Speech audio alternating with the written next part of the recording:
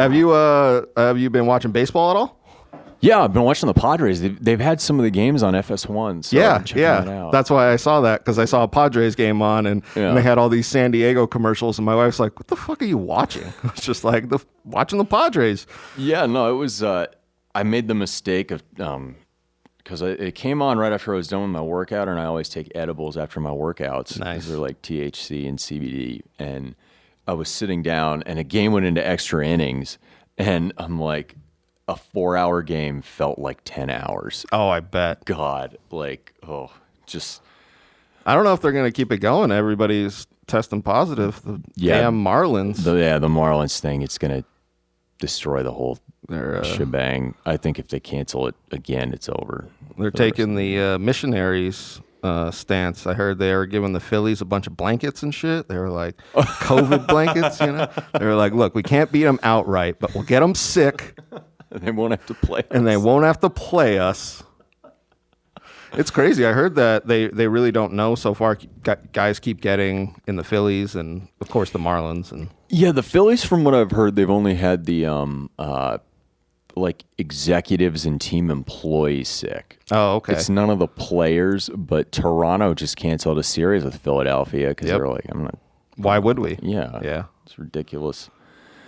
Hopefully it keeps going, but I don't have much hope. I was going to say basketball just started up again, but I feel like as soon as it kind of breaks out in that, you can see how close they are. It's not even like baseball where it's real distance. You know, I feel like it's really going to ravage through that one. Oh, yeah, and same with hockey. Hockey starts today. Like, I really think they just from the jump should have canceled everything and worked hard and worked on solutions for the start of the next year. I agree with that. I feel like they were, because they saw soccer overseas came back and they were like, oh, we could do that, but I just don't feel like they were set up for it. Oh, no, not at all. They just were like, how do we get money and how do we uphold these TV contracts that we have? Yep. And just horrible. Yeah, it's going to start and stop. That's my only take on that. And that's kind of the whole thing since the beginning that pisses me off is that, okay, you're just starting and stopping over and over again.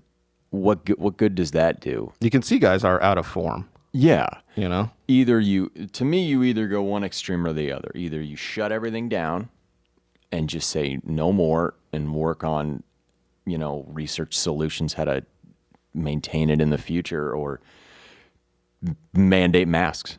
Yeah. Just limit capacities, and everywhere you go, mandate masks and keep shit open and the economy running. It shouldn't be. You're right. They shouldn't be teetering. Yeah, you can't have it both ways with this. No, you can't. And with that, I think we're just going to get into this episode. Oh, totally. The Curse of Bobby Layne. And this is the Sports Experience podcast with Chris Quinn. Dom DiTolla. And in this, we just talk about weird, wacky, wild, another W word sports stories. And we're just, talk about, there's so many interesting stories behind the stats that we're just going to get into it. Oh, totally. And this one, we're going to get into the Curse of Bobby Layne. Yes. Shout out to Leo Skripchak, who does the Mixtape Ambassadors podcast, a long-suffering Lions fan on this episode. Geez, that's got to be tough. He knows this curse very well. So we're going to get into Bobby Layne here, the quarterback, most famously of the Detroit Lions, the last time they basically fielded a competitive football team way back in the 1950s. Yeah, the last championship they won was in 58, and then they traded him. So yeah, 57, and they traded him in 58. Yeah. It's just absolutely insane. So basically about Bobby Layne, he grew up in Texas, born in the late 20s. I believe it was December 19th, 1926. Santa Ana, Texas. Grew up in Dallas. This will come back in a later part of the podcast. Went to Highland Park High School.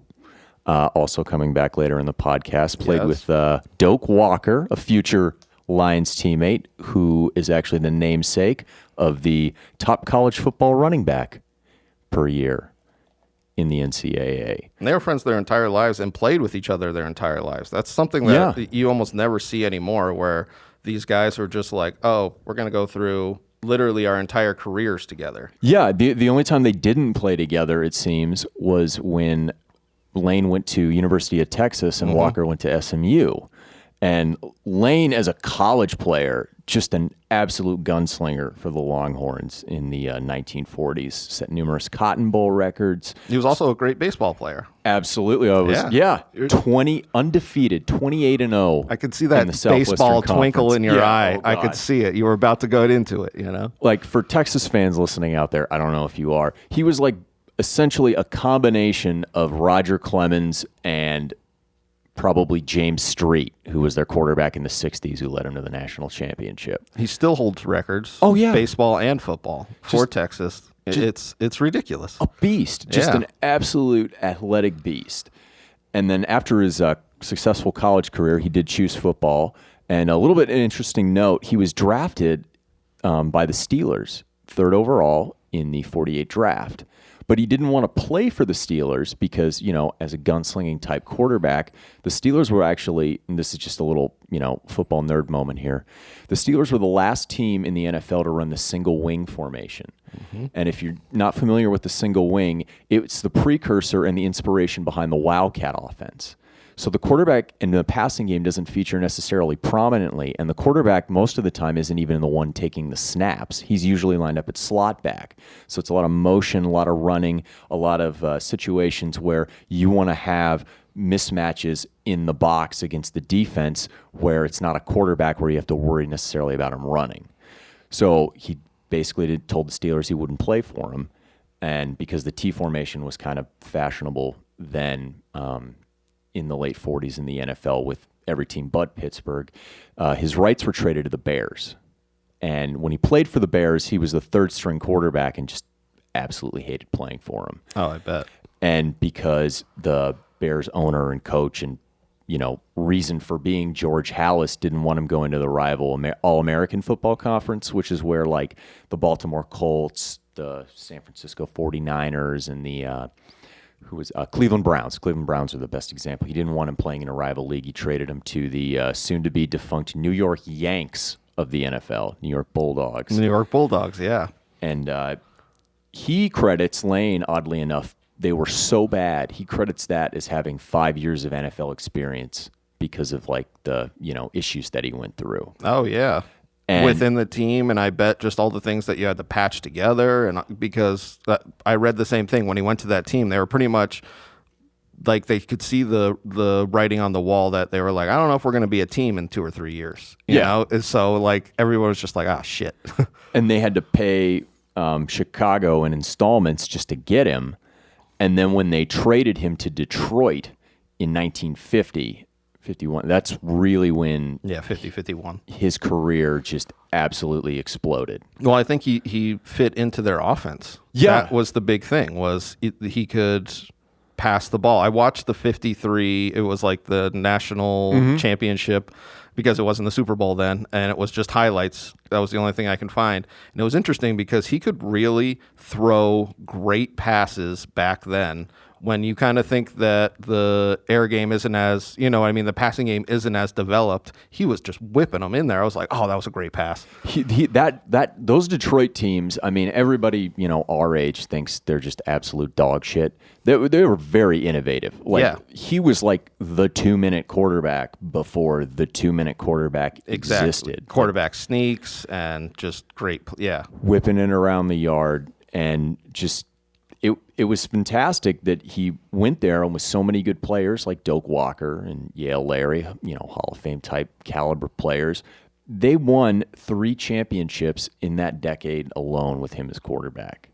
I mean, just absolutely incredible. I was trying to look this statistic up. I couldn't find it. But was it true that the Lions had never lost a playoff game, or they had never not made it to the playoffs? I think that's what it was. When he was there. When he was there. It was a weird statistic like that. Like when Layne was their quarterback, they literally had a winning football team every year. So they had the option to get into the championship every single year. Yeah, just looking over the stats here, during his time as the Lions starting quarterback, he was 53, 29, and 2.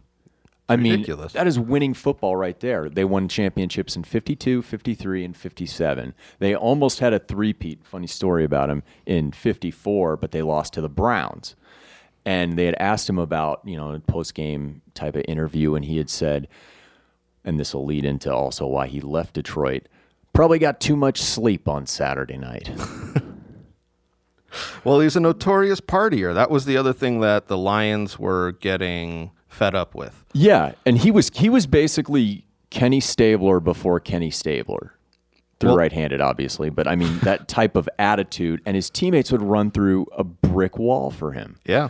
I think that was the big thing, was he was such a great leader. Even though he was a high-functioning alcoholic, he was a great leader. He played without a face mask, and his teammates loved him for it. I mean, the face mask was kind of invented in the early 50s because Otto Graham, just got his face destroyed in one of the games, and Paul Brown being the innovator, coach of the Browns, and also starter of the Cincinnati Bengals, oddly enough, out of complete spite. He went to Rydell and said, I don't want my quarterback's face smashed in anymore. Let's figure something out. Get some plastic. And they did. It's absolutely incredible. And it hasn't changed in 60 years. Yeah, I mean 70 years, however many years ago 50s are. The entire basis of the face mask, but Bobby Layne never wore one. No, never. Some great quotes that I heard from his teammates was, he was an alcoholic. He said he would drink 6 days a week, and then he would take Sunday off and play football. And another teammate chimed in. He's just like, I remember one time he breathed on me, and I was like, God, Bobby, how many did you have last night? And he goes, last night, this is from halftime. Yeah, right. So I don't think he was taking Sundays off. That was the other thing. I think he was just straight up partying the whole time. Yeah, Larry had a great quote about him. He said, he was the type of leader you always wanted. He said, when he told you to block, you blocked. And when he told you to drink, you drank. Yep. And, how could you not, see a guy like that as a teammate and go, oh, okay, this guy might be a fuck up, but he is the only reason we are in these games. Yes. And a lot of the joke is he led so many fourth quarter comebacks and, played so frantically in the second half. It's like, oh, Bobby's sober. This is nice. I was wondering how accurate that, if he was sober, if he got a little tipsy at halftime. Yeah, right. And you'll never know. That's the thing that I love about it, is there's just unknown mysticalness to his play. You're just like, was he drunk? Was he sobering up? I don't know, but he killed it. 2 minutes left, fourth quarter, all the time. Well, from years of drinking, I can say this. The halftime thing could probably be very true, because I've had some mornings and afternoons where a little hair of the dog from the night before kind of improves you. kind of gives you that little pep in your step. Exactly. Oh, I'm so glad you went. Oh, yes. And that's why I feel like it happened for the fourth quarter. It just kind of clicked in. The beers kind of started flowing, and oh, totally. Couple of drinking exploits of Mr. Layne. Not to crap on him or anything, because he was an incredible player. But there was one time he got out of a DUI in Detroit, where when he went to court, guys from Texas obviously has a lot of twang in his voice and you can't understand him. He got out of a DUI because he told the cop, "I'm not drunk, I'm from Texas," because he thought he was slurring his speech. And the next day in the locker room, his teammates had put up a big sign in his locker that said, "Bobby's not drunk, Bobby's from Texas." It's perfect. Yeah. I saw that he was busted in 57 for a DUI. Was that the one that he got out of? No, that was a different one. Okay, because I heard the Lions, after he got busted in 57, they're like, look, man, we're done. We're done with you. Because he broke his leg, he got a DUI, then broke his leg. So it's funny you mentioned that, because that's exactly where I was leading. So after basically being a god and this is the thing about the 1950s, not necessarily to go on a tangent, but he came along at a time when football was really growing as a sport. You're getting the single wing out of the game. It's the 1950s. Quarterbacks are finally the glamour position of the league. Games are being televised, and you had so much talent at that position across the league. I mean, you had, for example, Wyatt Tittle in San Francisco, Otto Graham in Cleveland, both Bob Waterfield and Norm Van Brocklin in Los Angeles with the Rams. I mean, this is when superstardom finally started coming, and by the end of the decade, you had Johnny U in Baltimore. Yeah, exactly. So I feel like American sports was really blooming all over in the 50s. Baseball, football, really, though. And you see all the talent coming through and all the fans really getting into those teams. I don't know if they were necessarily diehard fans pre-50s is my thought on it. Well, a lot of people wouldn't go to the games, and by the 50s, particularly the 58 NFL championship, when it was finally televised, you could see, like, I've gone to a lot of football games in person, and they're fantastic. They're great.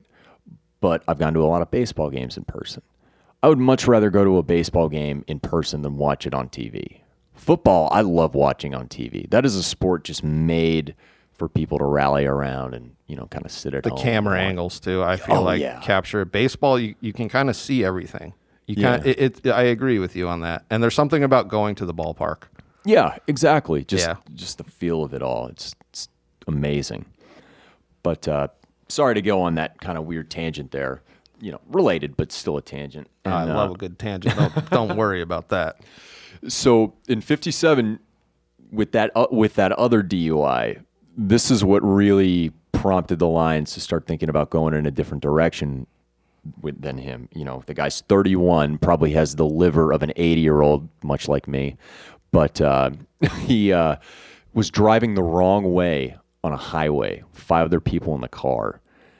Got a DUI. Got a DUI. All sorts of shit and falling out. And Detroit's front office, they had just fired their coach, Buddy Parker, who led him to those first 2 championships. Mm-hmm. Layne's biggest defender, Buddy Parker.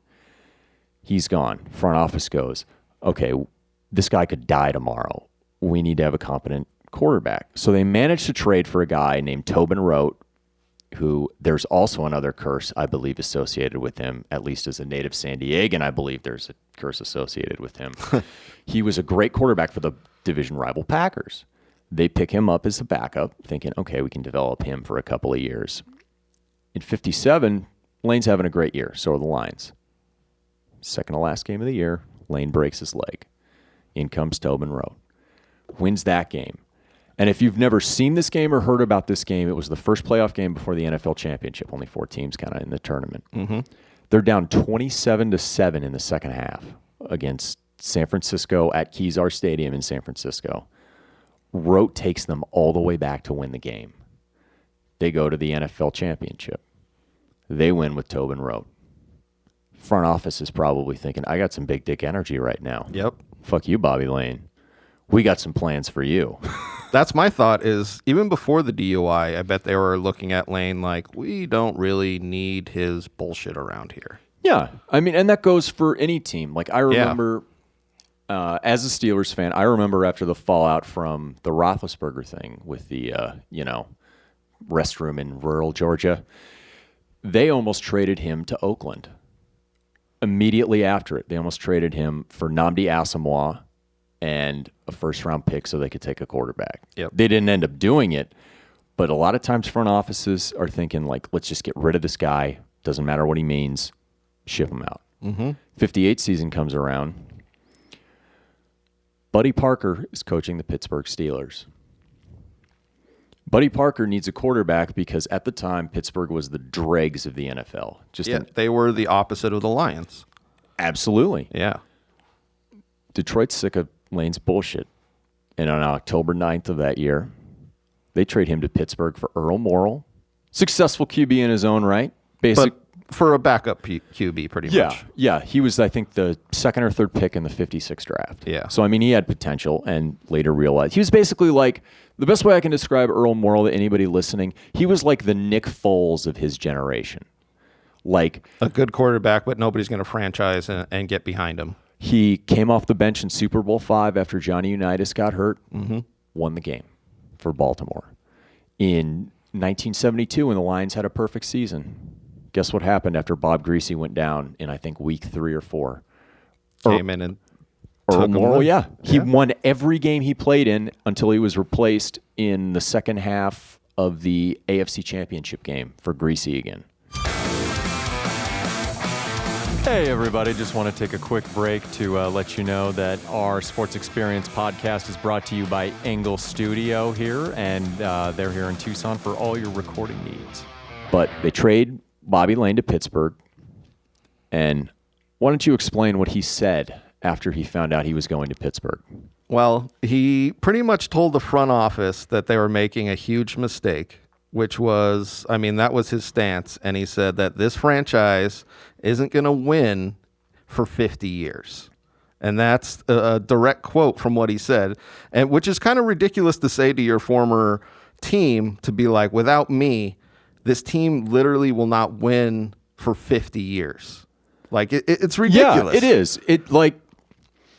And here's another thing about Layne. I just want to bring this in. He wasn't just a quarterback. After Doak Walker left after the 55 season, guess who was kicking field goals and extra points for Detroit? Oh, Bobby yeah. freaking Layne. I saw that statistic and I was like, is this correct? Yeah. You don't know. And then I was looking it up. He was the place kicker from 56 to 58 or 57, whatever it is. And he led the league in field goal percentage. Like, It's ridiculous. Just an all-around Great athlete. And there's something about those guys who can play any position. Yeah. And they can just have that mindset of like, no, I'm going to do this without any you know what I mean? Like, and he was that player. He's like a Bo Jackson with a blood alcohol content of about 0.2. Oh, that's perfect. That's a great way of putting Bo's got his deer slung over his shoulder that he just killed. Bobby's got his keg slung over his shoulder. He's like, this thing's only half gone, guys. What are we doing here?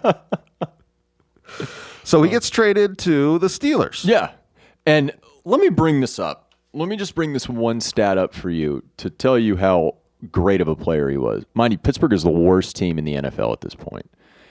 He had a winning record with them as their starting quarterback. 27-19-2. That is astounding how he made them competitive, because they had that run in 62 and 64 where they almost made the NFL championship game. Yep. Layne wasn't there in 64, but in 62 they had finally kind of started getting some pieces in place. And there is no doubt that his presence there made them a better team. But what happened to the Lions? Oh, well, I want to talk about this real quick with the Layne coming over as a great leader, because we kind of touched on it on our last episode, or our Pete Rose episode. Yes, exactly. Where literally a team just needs a leader to be like, hey, we need to do it this way, and we need to get our shit together, and we can literally go and win. And it's almost like, hey, I know how to win. Let me show you how to do it. And I feel like Layne straight up did that with Pittsburgh. Like, Completely. And he did it with Detroit. And he did it with Detroit. And that's the thing about the curse is, if you believe it or not, whatever you believe, man. But the Lions fell off so hard after that. It was unbelievable. Like, if you were a Lions fan in 57, 58, you wouldn't believe the way on top of the world. Yeah, the way the next literally 50 years have gone. Like, it's not a 5-year drought. It's not a 10-year drought. They're not like rebuilding a little bit. It's literally they turned in from the best franchise to one of the worst. Because Rote and Morrill, right off the bat, they were kind of the first two starters after Layne left. They both got hurt and were ineffective. Yep. And went their separate ways. Oddly enough, and I had mentioned this before, just a Tobin Rote reference, he ended up in San Diego in 1963. And that's important because he was the starting quarterback and led them to their AFL championship, their only championship ever. Oh, okay. I didn't know this. This is interesting. And after that season, people call it the San Diego sports curse. They lost the 64 and 65 AFL titles to Buffalo and just completely went to shit.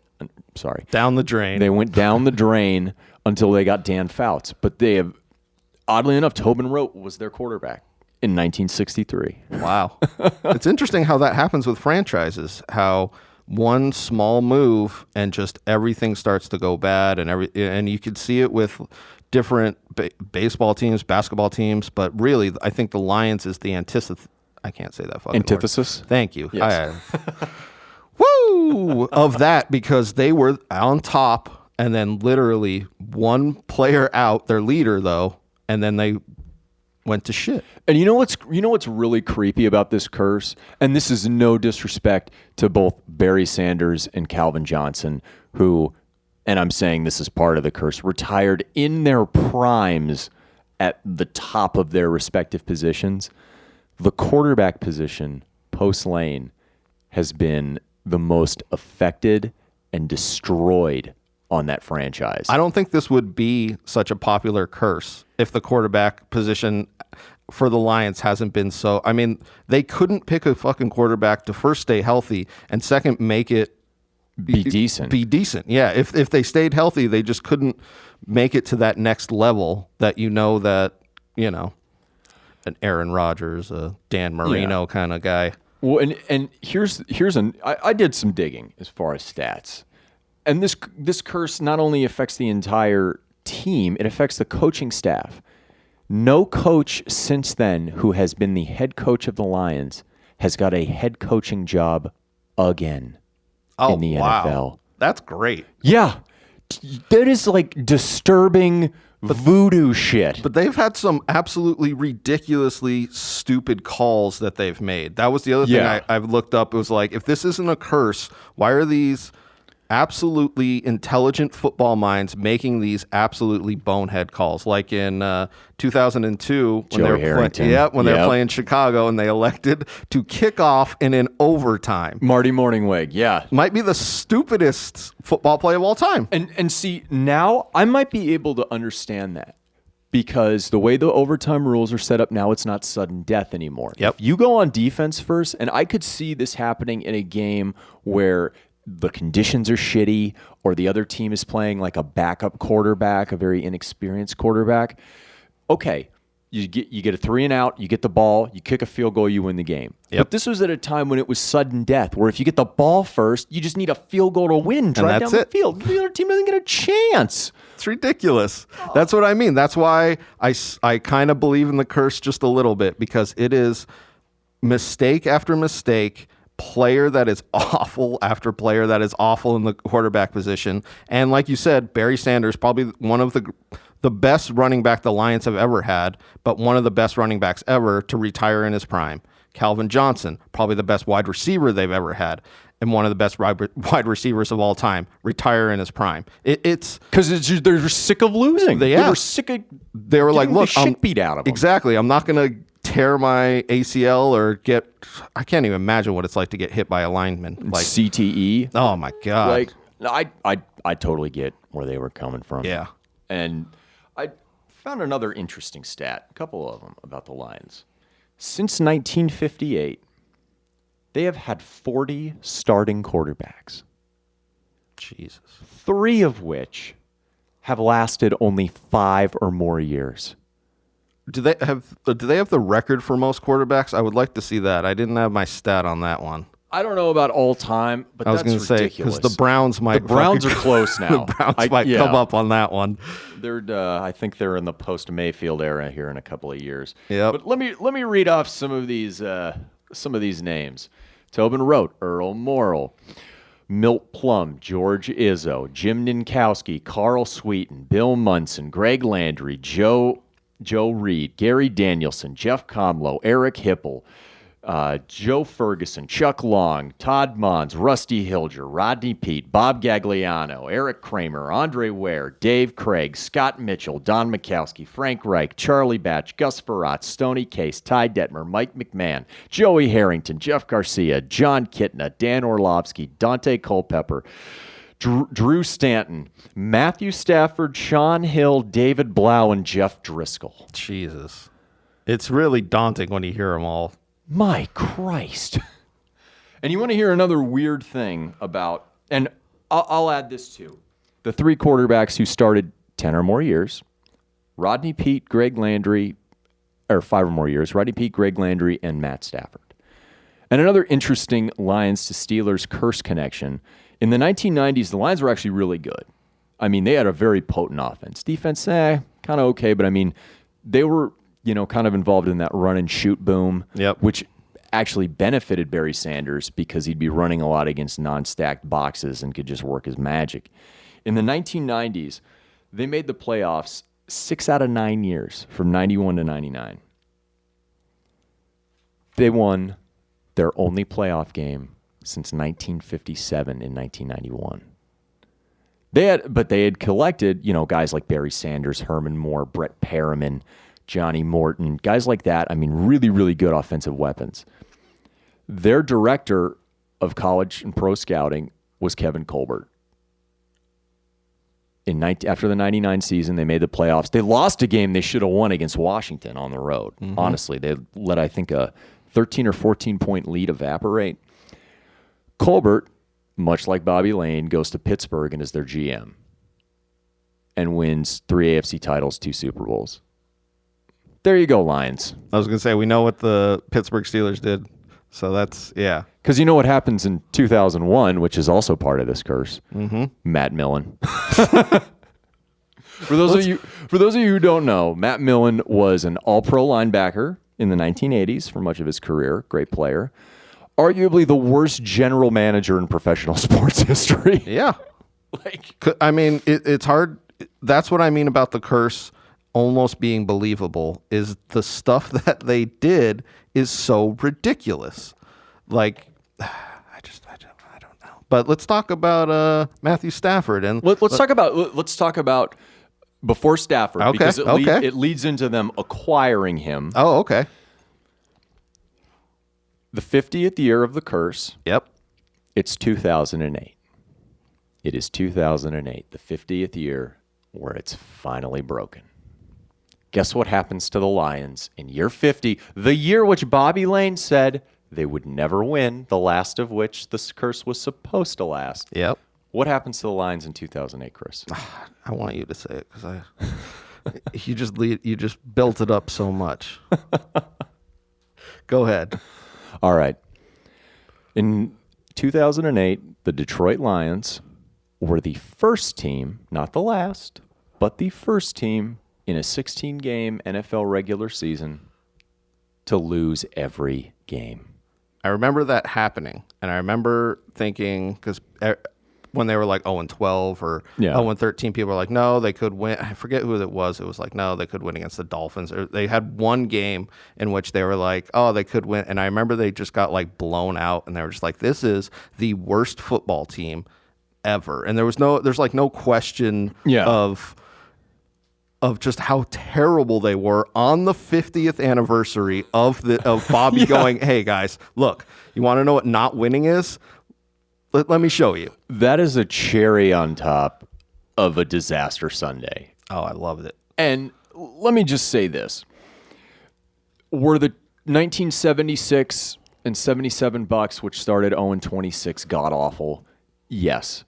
But they had an excuse. Up until the 1990s, when it came to expansion teams in all 4 professional sports leagues, you were left with the dregs. Yeah, you didn't get what do they even call it? The lottery pick or the... No, I mean, they had that, but the way that, since there was no free agency... Oh, yes. Okay. And the teams didn't have, like, tons of money. They were just basically kind of startups. You were left to your own devices to put a team together, and you had, like, beer truck drivers playing offensive line for you, not like professional athletes. Yeah. I give those Bucks teams and any expansion teams up until about the mid-'80s, early '90s a pass for being crappy. In a league that's completely, by 2008, the NFL is completely based on parity. They want fan bases involved in watching games. Mm-hmm. That is damn near impossible, although the Cleveland Browns, obviously, with their quarterback issues, did it a couple of years ago. But how? Just how? I wonder what it was like to be on that team. Man. First off, I wonder what it was like to be a rookie on that team, to be extremely excited to be in the NFL, But I wonder what it was like to be a veteran on that team, to be on other teams and know what it's like to be on like a real NFL football team that's going to win, and then to be on that team where they're just like, we're the worst. Well, you know what's funny is the year before, heading into 2008, I do remember this. The Lions were kind of like the sexy pick to be like a wild card team in 2008 because they had a pretty strong 2007. Like John Kitna, for whatever reason, played out of his mind. Mm-hmm. And you've got Megatron coming back.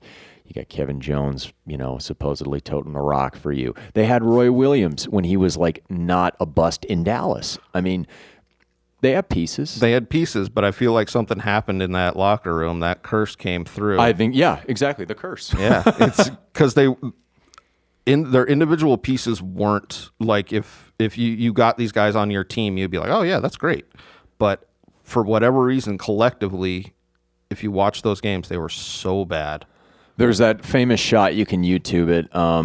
Famous ESPN commentator douche Dan Orlovsky was one of their starting quarterbacks that year.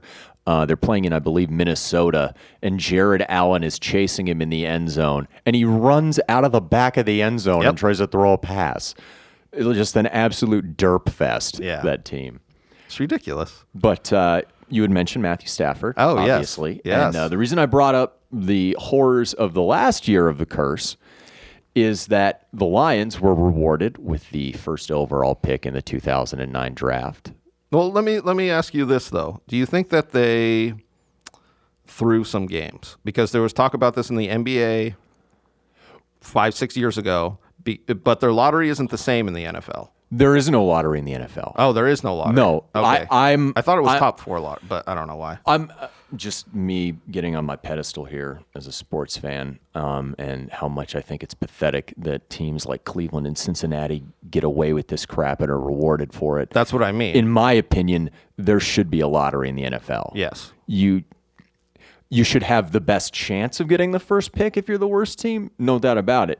But all playoff teams or all non-playoff teams should be weighted like the NBA does. Yes. Hey, I thought it was the worst. I don't know why I thought that, but yeah. Do you think that they might have thrown games towards the end, or no? They were just that bad. No, I think they were just that bad and that unfortunate because a lot of the reason was Kitna didn't play all the games that year. Mm-hmm. They were bringing in Dante Culpepper after he imploded in Miami. Dan Orlovsky is starting games. I think Drew Stanton might have even started some games for them that year. Yeah, they just seemed like they were in a time of flux. They just couldn't have consistency and I think the more or less when you see NFL teams tanking, in that respect, it's teams that are like 4-12, set to finish like 4-12 and 5-11. Yeah. You're playing a meaningless game in like week 16 or week 17, and you have a bunch of rookies on your team. There's no reason not to play them. Yeah. That's the big thing at that point. Your coach is in like year 2 of a 5-year contract and you're rebuilding. It's like, why not get these young guys in? We're not playing obviously to lose, but we're playing for experience more than you're playing for W's. next season. Exactly. Yeah. I understand that. This is why I love soccer overseas in the English Premier League. The demotions. They relegate the bottom 3 teams. So if you literally have a bad season, and I can't even imagine it in American sports to be like, oh, the Browns are in the Browns are in the lower division, but that's how they get teams to motivate all throughout the entire season. Yeah. And have every game in the season really mean something. Completely. No, it's totally something that they do well over there. I think you would motivate a lot of owners to actually caring about the product on the field because it's not necessarily even about, especially with the new blackout rules where games aren't blacked out anymore. You don't even need fans in the stands. You make all your money off of TV contracts and, sponsorships and advertising. Yeah. That's where the real money is. I was going to say it dwarfs the stadium money they were bringing in. Yeah. It's ridiculous. Oh, totally. We got off on a little tangent there, but that's what we're going to do here. We might change the name to Tangents. Yeah, right. But Matt, so like I said, the Lions are rewarded with the first pick in the 2009 draft. And in the 2009 draft, obviously some good players selected, but the consensus number one the entire time, as far as the first pick, was a very talented quarterback out of Georgia, which we had mentioned before, University of Georgia, Matthew Stafford. And in the 51st year of the curse, Matthew Stafford has some interesting background, let's just say. I was going to say, I knew nothing about this, and when you brought it up, you're like, oh man, you really got to research him and Matthew Stafford. I was like, okay. I was a little confused as to where you were going. Yeah. And man, do they fit, and man, does it fit into the curse. It is such a great, you couldn't write this shit, you know? It's great. Yeah. So Matthew Stafford grew up 6 houses down, I think, from where Bobby Layne grew up. Literally in the same neighborhood, went to the same high school. Yeah. It's ridiculous. Oddly enough, I'll throw this out there. I was going to say, you got all the nice stats on him. As for a Another postseason misfortune artist. Guess who the star baseball player at Matthew Stafford's high school was when he was there, and they played youth sports together? Jeez, I can't even. Multiple Cy Young Award winner Clayton Kershaw. Wow. Yeah. That's crazy. Right? Just insane. Did you go to high school with anybody that became a pro athlete? Let's see. I did not, but I did ref one of Christian McCaffrey's flag football games in Denver. Oh, I like that. Yeah. That's just one of those things where you're like, when he was a little guy. I swear I could still remember this. He was not very old. Because, I'm a teenager myself at that time. He was far and away the best kid on that field. It wasn't even close. I love that now that I'm older, you can really see that in kids where you're just like, oh, that kid's an athlete. Yeah. Oh, you're going to love books, buddy. It's like, oh, okay, I can see why your dad is a really good receiver and your mom played soccer and her father was a silver medalist. Track star. Yeah, exactly. You're just like, the only guy that beat him is Bob freaking Hayes. Like, come on. I see it. Yeah. Yeah. But that's so interesting that these absolutely huge, iconic sports figures of their time went to the same high school and played together probably since they were kids. Oh, it's like Jason White Chocolate Williams and Randy Moss being on the same high school basketball team. Yep. Like, just like, okay. Best Nike commercial. Sorry for the shout out. Best Nike commercial ever. Because they're both from West Virginia. It's set to the Dukes of Hazzard theme. Like, how can you I not remember that. Love that. But anyway, Stafford, who, despite being a Pro Bowl quarterback, has been with the Lions for the last 12 seasons and not won a playoff game. Nope. Only been to the playoffs, I think, 3 times. And I would never call him a bust because he's a really good player, but a definite victim of the curse of Bobby Layne. Oh, yeah, definitely. The real question is when's this curse going to end? Because we're into the 65th, 70th year. Oh, yeah. No, 60th year, excuse me. We're in the 60th year around there, and 62. And I feel like their franchise from top to bottom has been shook from this. Like, their management has been bad. You know what I mean? Like, they can't put it together as, like, with Matthew Stafford, they didn't really have a great... They never had a great line around him. No, they never had a great O-line. Never they never had a great running back. Yes. I wanted to start, but I was like, they never had a great really anything around them. They had a couple of... Megatron, Golden Tate, they've had some receivers. Kenny Golladay is really good now. Shout out to Kenny Golladay. And never a great defense. No, their defense, they usually have good edge rushers. Like Ziggy Ansah is a good example of that. And Devin Taylor, oddly enough, had a fantastic bonkers year a few years ago, Kerry Hyder. But Darius Slade just left. Their best defensive player went to Philadelphia because he was sick of losing. Yeah. He was sick of the coaching staff. And right now they're even in flux. I mean, you look at Patricia and Quinn, it's win or go home years for them. So if they, assuming there's an actual season this year, if they don't make the playoffs, you're starting over again. Yep. And I can guarantee you, if they finish 3-13 this year, Stafford's probably like, I think he's the same age as me, so he's probably like 32, 33. He's still got some productive years left in him.